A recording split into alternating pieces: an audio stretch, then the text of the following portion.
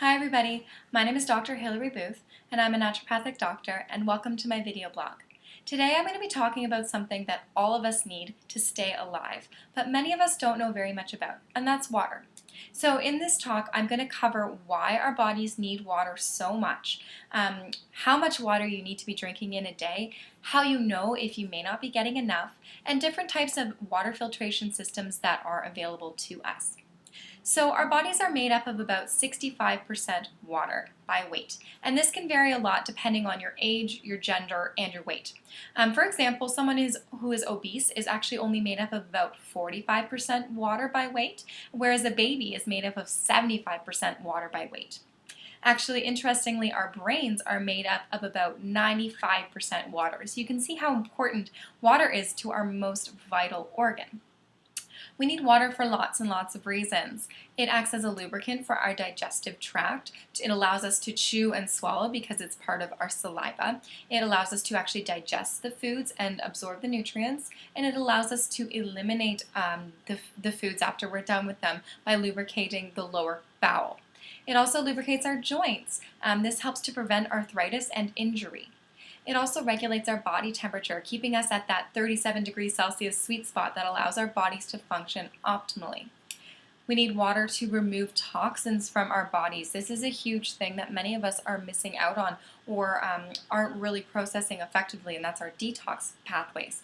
It actually flushes out wastes from the bloodstream via the kidneys and then through urination, and then it also flushes out waste from our liver through the bowels, and it flushes out waste through our skin from us sweating.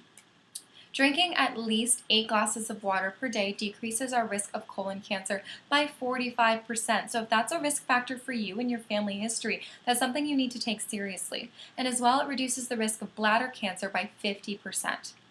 It also transports nutrients and oxygen through our body. So blood is made up of 92% water. So our circulatory system really needs this water in order to be able to pump the food and nutrients and the air that each of our cells need to stay alive. And when I say food and air, what I really mean is that glucose and those vitamins and nutrients that our cells need, as well as that oxygen that those red blood cells are carrying around to our bodies and to each of our cells in order for us to function.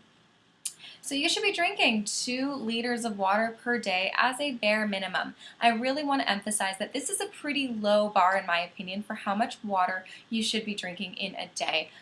For many people, 2 liters sounds like a lot, but I really want to challenge you to rethink this concept and make 2 your bare minimum rather than your sort of maximum thing you're striving for. You should be urinating every 2 hours or so, and the urine should be a light straw color, should be quite pale, and this goes for all urination throughout the day other than your first morning urine, which is going to be a little bit darker. If you're not drinking enough water, you might be prone to fatigue, to brain fog, or the inability to concentrate. You might have indigestion. You might have frequent UTIs and constipation. You might have dry hair, skin, and nails. You might have headaches, and you might suffer from joint pain. The type of water you drink is also really, really important. You should always drink from either stainless steel or glass containers and cups. So please, please, please, no more plastic water bottles, no more plastic cups, because these things actually can leach chemicals, including xenoestrogens, which basically mimic estrogens in our bodies over time, and that can have profound other far-reaching negative effects. There are lots of water filtration systems that are available to us that you can get in your home or in your office. At the minimum, we're really looking to remove chlorine, fluoride, and heavy metals, including arsenic and lead, from the water source. So reverse osmosis is one phenomenal way of removing all of the impurities from your water. But it does remove minerals from the water as well. So you may want to consider getting a remineralization process for your reverse osmosis if that's something that you are having or considering buying. If you do purchase reverse osmosis filters, it's something to keep in mind that they are quite pricey. So another option is spring water. because it is high in terms of standards of purity, but it actually hasn't stripped out all those minerals that we need for the proper osmotic benefits of water. So it's a great option. And a company called Cedar Springs actually will deliver really large jugs of, or glass jugs rather, I should say, of water to your home or to your office. And so that's always a nice option. There are also things called double countertop fluoride filters that use activated alumina to remove fluoride, arsenic, and lead, and those are wonderful options for at home. I try not to get too bogged down with the different types of water filtration systems. What it really comes down to is that there are lots of options out there, and sometimes your decision is really based around the convenience factor for yourself and your life circumstances, and also the financial burden of making these kinds of decisions. So that's something that you're going to want to consider when looking into all of this. The bottom line here is that I really want you to remember that a minimum of 2 liters of water per day is what you're going to be aiming for.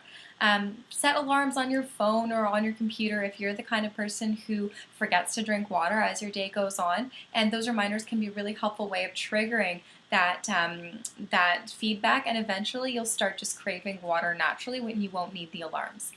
If you have any questions or any comments about this, please feel free to leave them in the section below. Or, of course, you can book an appointment with me by going to our website listed below, or you can call our office and book an appointment through there. Thank you so much for watching, everybody, and have a wonderful and hydrated week. Take care.